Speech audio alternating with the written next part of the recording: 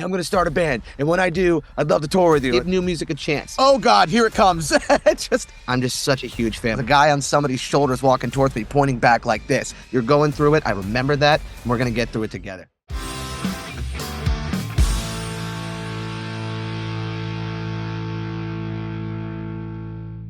Hey guys, James Wilson-Taylor here for Rock Sound. It's another episode of 7 of 30, the only interview show where I find out what the questions are exactly the same time as our guests do. And our guest today, frontman of Set It Off, they're back with a brand new album about to hit the road as well. I'm delighted to say Mr. Cody Carson is on the line. Cody, how you doing, man?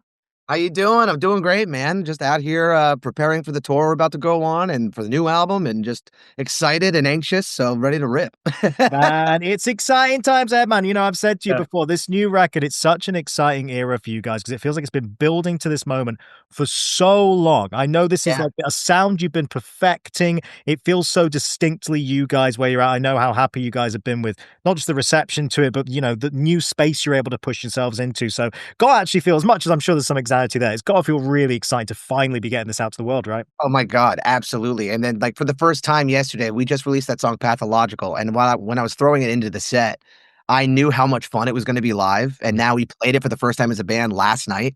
And dude, yeah, we're having the most fun we've ever had. Like that was the kind of the whole intent going into this album was just like re-injecting the energy into the band, but also just going back to like me being that kid that started writing in the first place, just finding all the reasons why you started doing it and recapturing that. And it's been apparent for us, and the live shows have been the most fun they've ever been. It's been reflecting into the crowd, and yeah, dude, I can't wait to play a show. I'm freaking out.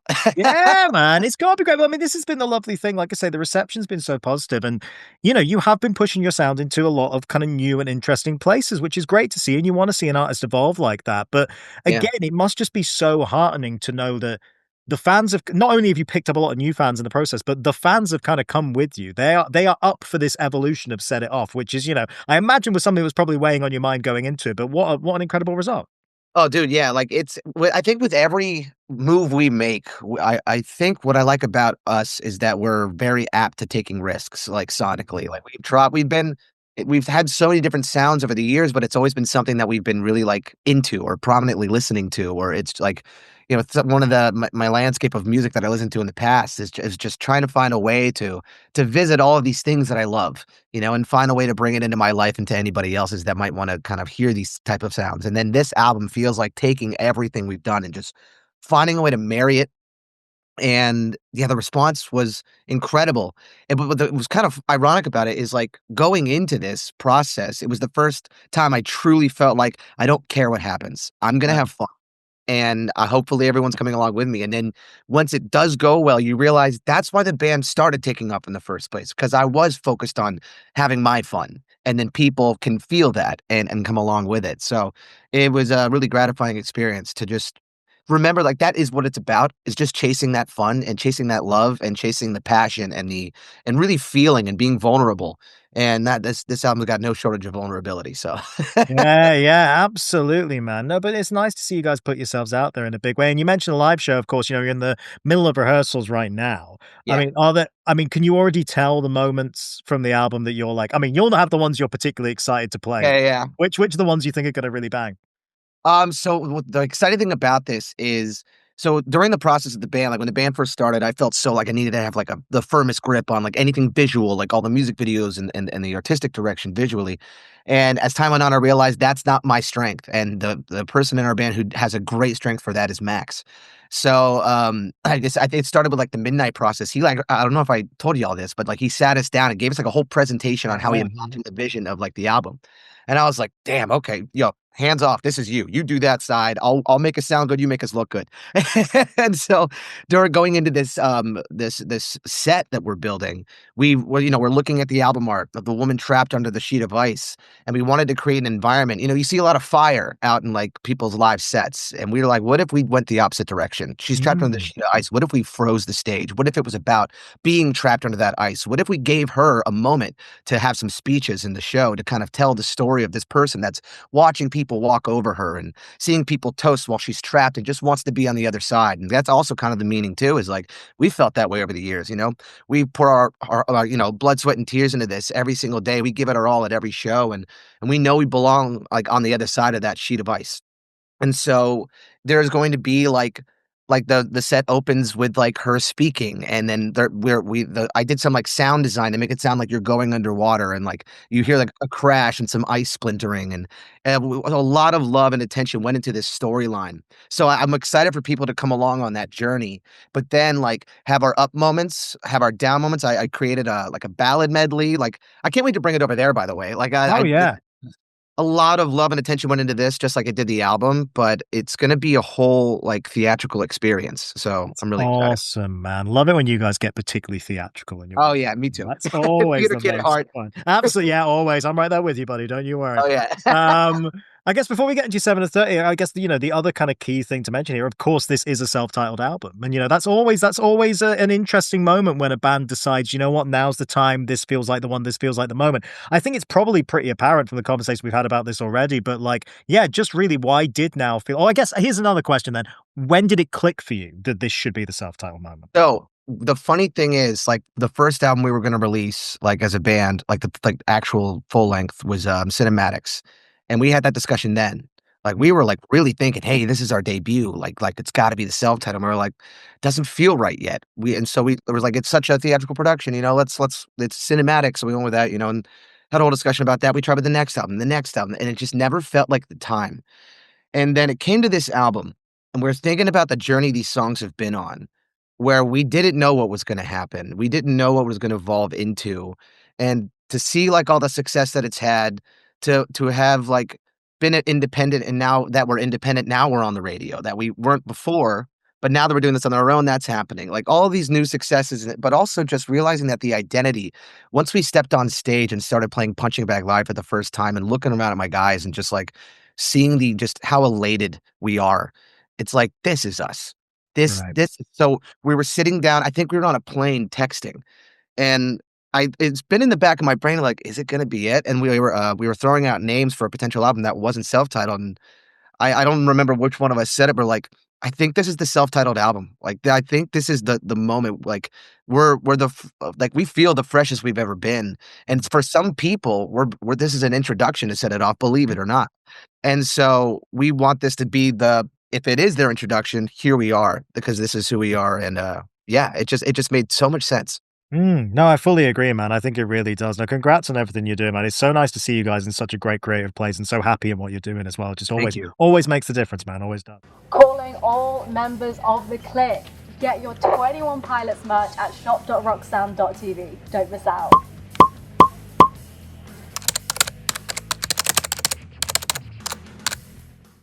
Let's get into your 7 of those. You know how this works. I've got 30 numbered questions in front of me. All I need you to do right now is pick 7 random numbers, and that's the rest of the interview. All right. So when you're ready, 7 numbers between 1 and 30, please. Off you go. Alright, the funny thing is I know the first number and the rest are just gonna be random. Great. 5 was my little league lucky number that I Oh, wore, very so good. Okay. starting with 5. Um, 7 just feels so obvious, but I'm gonna do it. Okay. I'm gonna go so I got 5, 7, 10. Mm-hmm. I'm going backwards, 1. I don't think anyone Nice. I feel like I don't wanna choose one, but I'm going to. Okay. Um, I'm gonna go 14, Mm-hmm. 19, 21. Very nice mix. 1, 5, 7, 10, 14, 19, 21. Do you want to go big number to small number or small number to big number? Whatever you want. Oh, don't put it on me. This is your Okay, question. fine. Let's go big number to small number. Big number to small number. Then we With 1, begin like a with countdown. number 21. We're going to count down. In at number 21. Yeah. It's a big question at 21, man. Big question. I think Right. quite relevant to what we're talking about here. What do you want to be remembered for? I guess you can interpret that any way you like, but it's a big question, that one for sure. That is a big question. Um, I think just people who really chased what they loved and maintained their integrity and treated everybody with kindness and respect along the way, as far as, like, our person like, who we are as a person. Mm. As far as the legacy we leave, I just want that we've created an environment where people can safely go to shows and let out all of these negative pent-up emotions in such a healthy, cathartic way, but also it can help them get through their times in their life. And the thing that I love, this is kind of getting extended now, is like seeing the music passed on to like some people's kids that are Mm. now growing up with them. Like just an overall arc of positivity and love. I know that sounds like a blanket statement, but that's important to me, that Mm. we really change people's lives in a positive way. Hey, that's very important. It's one of the most important things music does, man. I'm love what you say about bringing kids there because that is the hilarious thing. Like we say, there are kids discovering you on this album for the first time because Yeah. it's such a bold new step for you. But by that same token, like it's moved on a generation now, and that's a really beautiful and lovely. I always love seeing when you get like parents bringing their kids to the stuff that Yeah. when they were kids. That's just really really nice, right? It's got to feel Also special. kind of benefited with, like, all the different genres we've had in the past. It's like we have something for everybody, so it really works out. That's true, man. Yeah, I think you could definitely some of the to come back to the more theatrical moments as well. There's some danceable stuff in there and all that Oh, stuff. yeah, But yeah. you can start your really young kids on this, and they'll really For vibe sure. with it. Graduate Yeah. to the anger, yeah. Yeah, exactly. Yeah, when they hit teenage years, then we No, get a little this is more for angsty. you. Yeah. Something for everybody, man. Something for everybody in there. I love it. Yeah. Question number 19. If you had to rename your fandom, what do you think they should be called? So if you had to give a title to Set It Off fans, what do you think would be a great one for them? Dude, what's funny is we've tried this for so long and we could never find a cool name.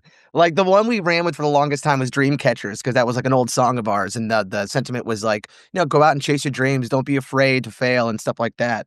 Um This is the the word that popped in my mind was maniacs, because, like, the energy at Set It Off shows, they're a bunch of maniacs, like, it's awesome, they're as chaotic as I feel, like, when I'm like, "Open the pit," they're like, "Say less." They open it up, and they're just no one's like, "Oh," and what's funny is, like, in the albums that weren't as, like, excited and energetic as this, there were people that'd be like, "Really? I'm not doing that."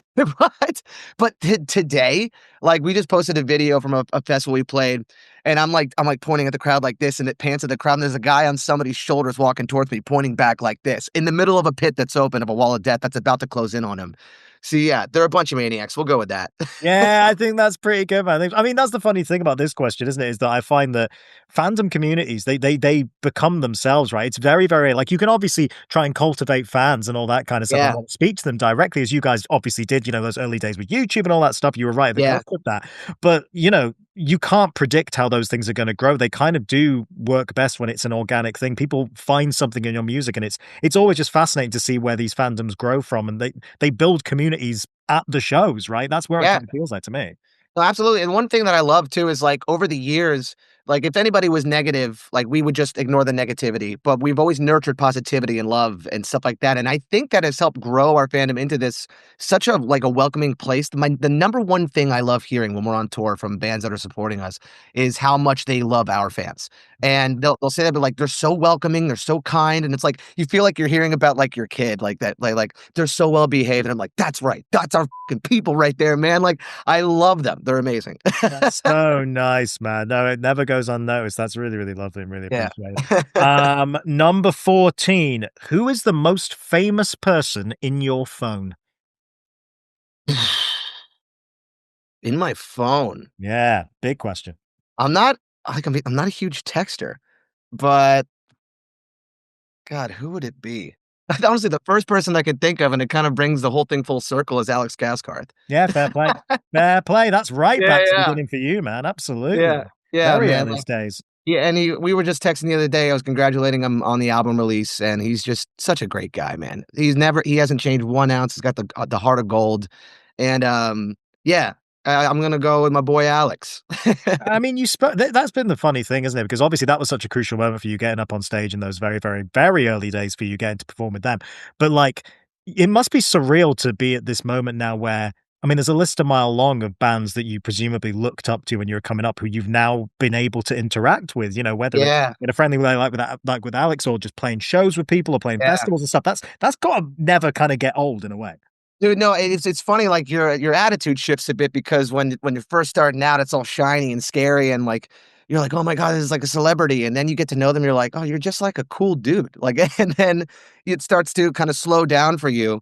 Also, you grow up and you mature, but it's been really cool to go from this, like, 19-year-old kid, I remember being when I did the performance with All Time Low, like, punishing every band that was there. I was like, "Hey, I'm gonna start a band, and when I do, I'd love to tour with you." And they're all being the sweetest. They're like, "Absolutely, man, 100%." But I've always, like, had that in me, just, like, been such a fan of all these other artists and, but also having that competitive nature that they all have, that we all have.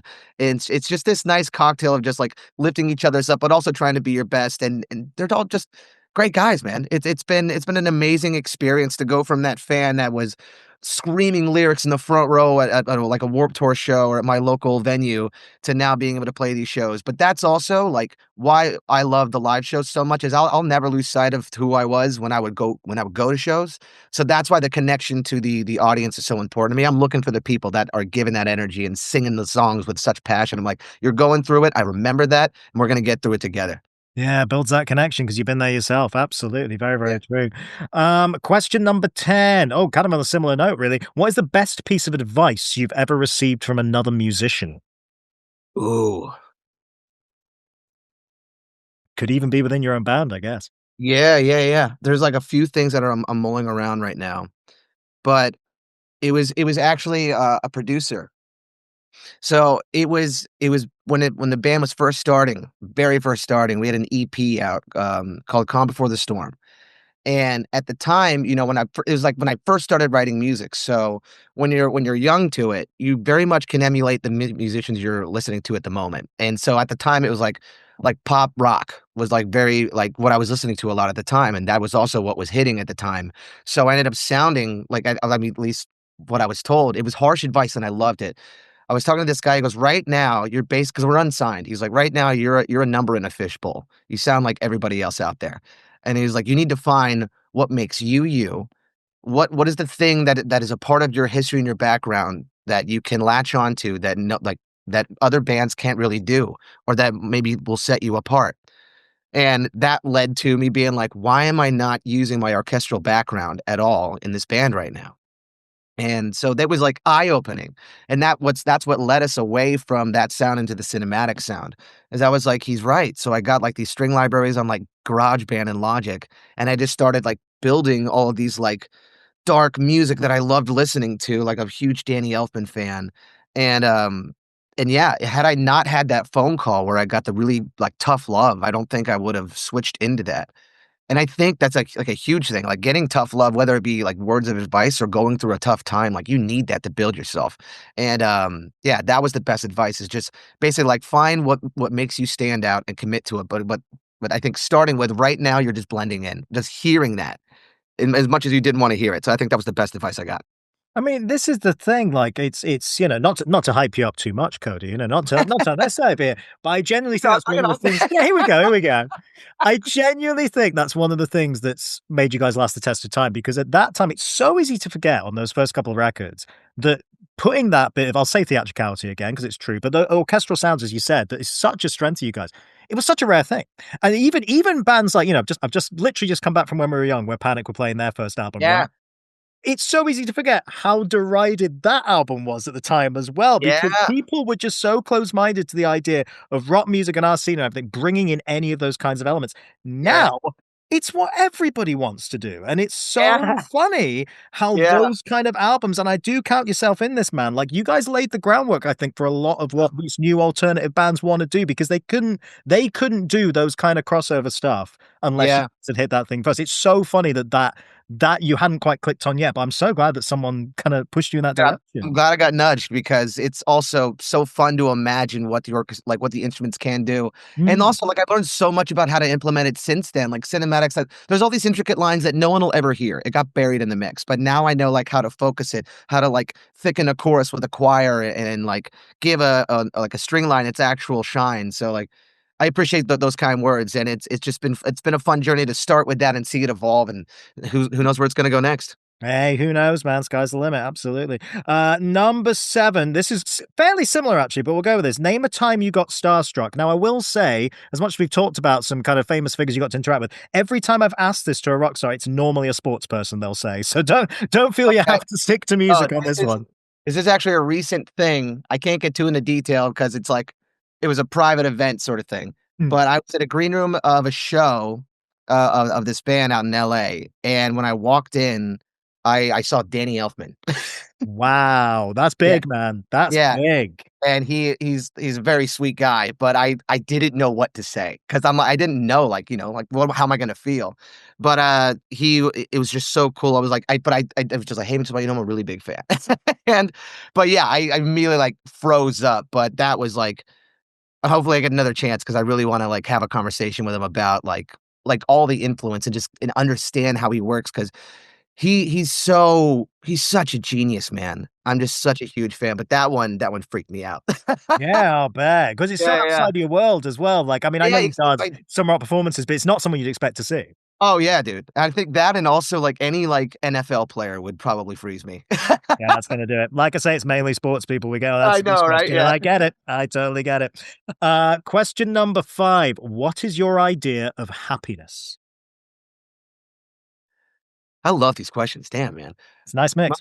my idea of happiness is just I think the older we get, it's so easy to find cynicism in everything. It's so easy to complain. It's so easy to find things that are going wrong. And I think my idea of happiness is even in, like, very stressful time or a really tough time. First, like, I wanna say, I'm not saying don't feel, like, feel the negativity, get through it, but realizing this is the answer. Realizing when you are feeling happy, how you were feeling the last time you were low and recognizing that you overcame that. I think that's my idea of happiness is you're a product of constantly going through all these struggles. When you were younger, they were much smaller. As you get older, they might get much larger, all these different things that you're met with. And realizing that you're still standing and you're still being able to laugh like here and there is like I think that's what happiness is to me.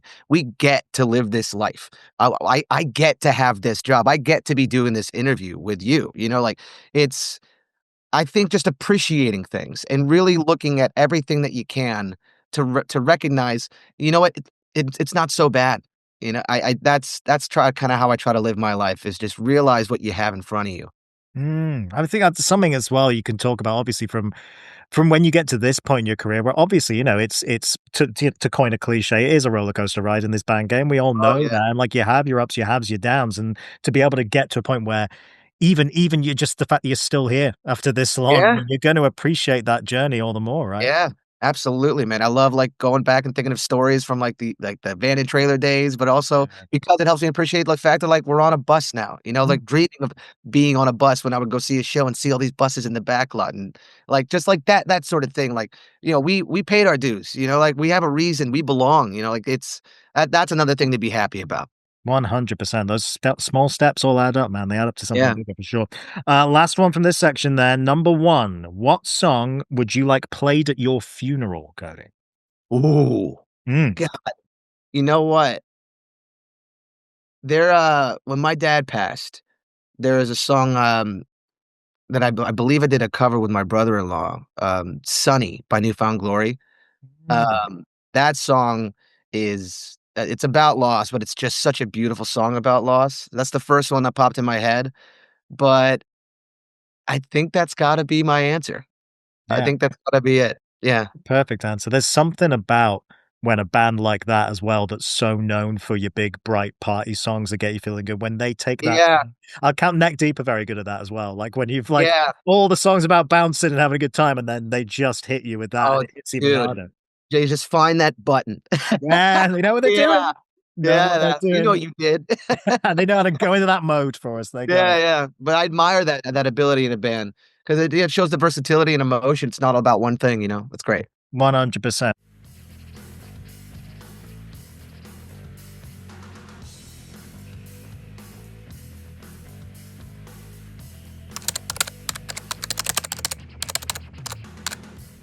We like to finish these with a thing we call the Big 7. So these are a little bit more quick fire. You Alright, picked your random ones there. These are the ones we asked everybody, all right? These exact same ones, okay. okay? So first of all, similar note, but name one song that will always make you cry. Ooh, this is a weird answer, but it's the truth. Defying gravity. I Oh, come dude, on. No, I'm like the reason why it came out of nowhere. I remember it was actually back in Van and Trailer days. We're driving, I'm listening to like Pandora, like show tunes, like straight up. I needed something new, so I just throw it on, and Defying Gravity comes on. It's the first time I ever heard it, and I was like, oh, what a positive message. And then it gets to and nobody and all of us, and I think I was also going through a thing where I'm like, all these people are doubting me. I need to make it. Like screw all this, and it hit me, and I was like, oh God, here it comes. It just Defying Gravity is a great. Every time that moment comes, I'm like, I gotta hold it back, man. Hey, dude, it's an absolute banger. I will have no wicked Oh songs yeah, on this podcast. Let me tell you that for yeah. sure. What two items can you never leave the house without? Leave the house without. Mm, Um, and I don't really have a bunch of crazy things. For me, I mean, my phone's coming with me, sure. and my wallet. That's so boring, dude. But that's it. It's If it was fine. leave for if it's leave for tour, it's my PlayStation. I need to have my place. I have had it since the beginning. I'm not joking. Like we've had it like a power converter just to have that. I just need some entertainment in between that and my external hard drive because it has the show on it, and I need that. Oh, very essential Yeah. stuff right there. Give me three tips for going to a festival. Okay, if you're pale like me, sunscreen and reapply. Because, dude, I got like nearly second degree burns going out to festivals when I was a kid. So don't skip it. You're not invincible. No, I don't care how much fun you're having. You're not paying attention to it. Wear sunscreen. Obvious one, stay hydrated. The amount of times we play festivals when we see the medic tent and people are in there from heat exhaustion or dehydration. Again, you're not invincible. Keep reminding yourself that you need to take care of yourself. And then the third thing I would say is let the music move you in this way. I mean, like, you know who you're gonna go see, but if you're walking by and you hear some music, turn your head and look. If you're liking it at all, go check them out because you might find a new favorite band. Because that was my favorite thing about being a performer at these festivals is there was no greater compliment than seeing somebody that had no plan to see you, turn their head, walk in, and stay. So give new music a chance. You know, you already know what you like. If you got some downtime in between, try to see if you can find somebody new. Yeah, absolutely agree with that one so much. That's the best way to find new music. I love Mhm. it. Pick four people to invite to your dream party, alive, dead, whatever you want to do. Dream party. Oh man. I think I would go Trey Parker, creator of South Nice. Park. I think I would go Freddie Mercury because I think he's the greatest frontman of all time, but also it just seemed like he had the most fun personality. Um, dude, how am I gonna fill these other two slots? You know what? Let's bring Danny Elfman back so I can get to know him better. And then for my fourth, I want Stone Cold Steve Austin. Yes. That's a party I right want there. prime Stone Stone Cold? Cold. Yeah, Yes, dude. man. That would be a Every blast. time. In like the aura of Stone Cold too. Yeah, yeah, yeah. Oh, Opening love cans of that. what passed on all of us. Yeah. Perfect answer. Perfect. What a How would you wild team. it's a wild old table. Yeah. If that's in a restaurant, no one knows what to make of it. Oh That's my God. What a weird table, but I love it. great mix. How would you describe yourself in just 5 words, Cody? Whew. Okay. Optimistic.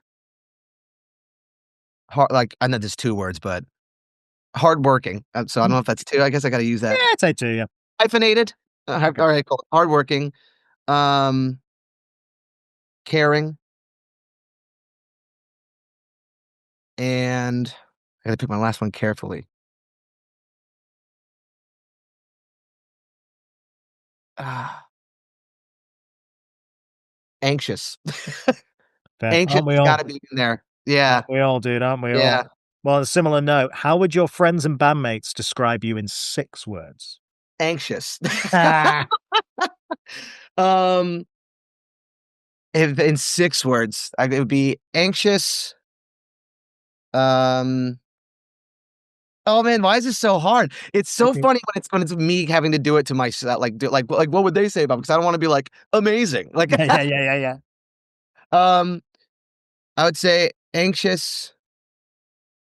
My boys have commented, but I think they'd say talented. They would. There's no denying that. Come on. Well, I'm so bad at complimenting myself or taking them. Um, driven, Mm, I think empathetic, and I think persistent. one more? Within 6, one Oh, more. you're right, 6. I don't know, I did I say excited? Yeah, we'll throw that in. I think that Yeah, works. There we because go. I'm We always do a happy mix. and excited about what's going on. Absolutely.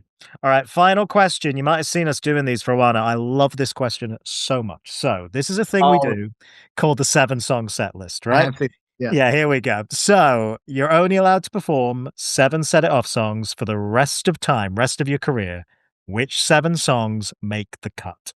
So I knew about this question, but I didn't wanna think about it ahead of time because I wanted to feel it in the flow state. I wanted to see what's gonna come out. Very And nice. it's first one's Pathological because I just know. Like, we've done it, and I know the chorus is jump tempo, it's gonna be nuts. Um, I'm gonna go Why Worry? Because we have been playing it for, like, years, and it hasn't gotten old, and I love it. Um, I'm gonna go Parasite. That goes off live. Um Oh boy, oh boy, oh boy. Okay, Punching Bag. That one is so much fun. Um, I wanna think about the whole landscape here. Uh, this is a song that has never really been in a set, but I'm gonna throw it in anyway. Actually, no, we did it one time, but different songs. It's got a great chorus. I'm a sucker for jump choruses. Um, I'm going to go Evil People, The Bridge Goes Off. Oh, my last one. The last one's always the hardest, man. It really is. Everyone gets stuck. Um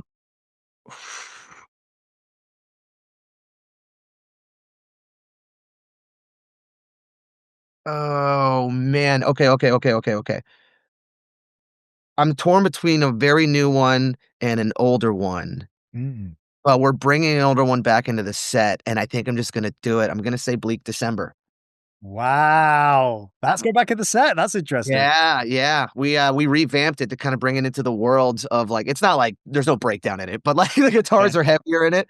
But, yeah, I forgot how fun that one is live, and just having everybody scream how full of you are back at your face is just a blast. See, what's fun is I know that all the comments when we put this out are gonna be screaming about wolf in sheep's clothing. I just wanna go on the Oh my record and god, I didn't say, say wolf! you didn't say wolf. You didn't say wolf. Oh my I was god. personally annoyed there was no killer in the mirror, but that's a whole different Yeah. kettle of fish, man. Dude, if there was 8 No. wolf truly is just like I was overwhelmed, I would have thrown wolf in there, but I'm gonna replace different songs with wolf. Oh, I would do okay. that. I would replace different songs with wolf. How did I forget? Amazing. Because there's too many bangers, Cody, that's why. Gotta be It's, skill, you know? such It's a just a difficult problem to have in fight the it band these days. so hard.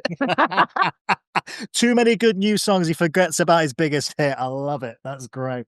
Oh, man. Cody, dude, it's always a pleasure to chat to you, man. Congrats on everything. Best of luck with the tour. Congrats on the new album. I'm sure we will see you in the UK at some point soon. Looking forward Yes. to it whenever that is. And yeah, just take care of yourself till then, all right?